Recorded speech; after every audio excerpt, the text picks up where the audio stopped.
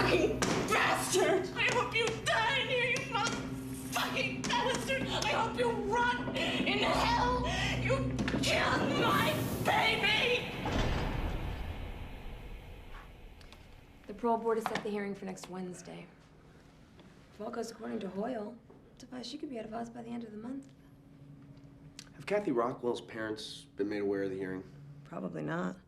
In most cases, it's the responsibility of the victim or the victim's family to stay informed. Well, I want you to tell them. That's not advisable. If they asked to testify, Cathy's parents could sway the board away from paroling you. Until my son was killed, I never fully understood what I've done to those two people.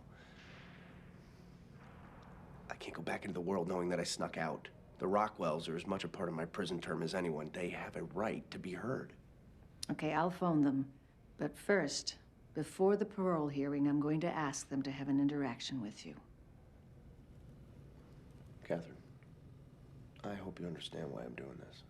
As a lawyer, I think you're insane. As a mother,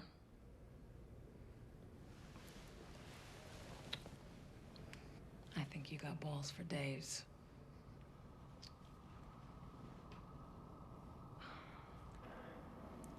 Last time we saw each other, Mrs. Rockwell, I didn't say much. You didn't say anything. Yeah. Well, that's because I was on drugs. I was confused, full of self-loathing. And now you've forgiven yourself? No. What I did to your daughter will shadow me forever. Just as being in Oz will.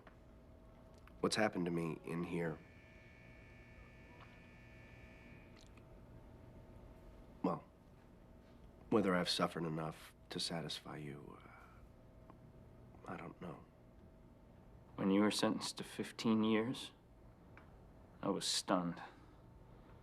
15 lousy years doesn't equal the lifetime my daughter lost.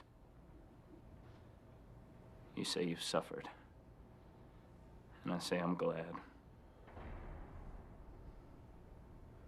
When the lawyer came to talk about my being paroled, she said that because of extenuating circumstances, the board might look kindly on me. Why don't you explain the circumstances? Since I've been inside, my son was murdered, and my wife may have been, both as a result of things I did in here. It's ironic that I came to Oz walking across the grave of your daughter, and I may leave walking across the graves of my own family. If they had lived, I wouldn't have the chance of going free. When I saw you 4 years ago, the pain of Cathy's death was still so new. David and I grieved and grieved and grieved. We still do. But the sorrow is balanced with joy. We have another child, Richard, and he's growing up to be remarkable.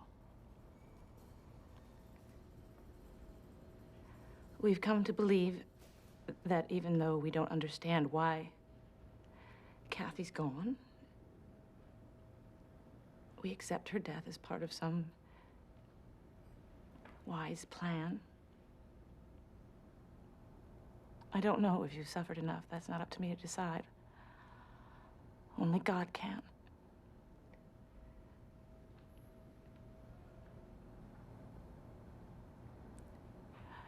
We will not interfere with your parole.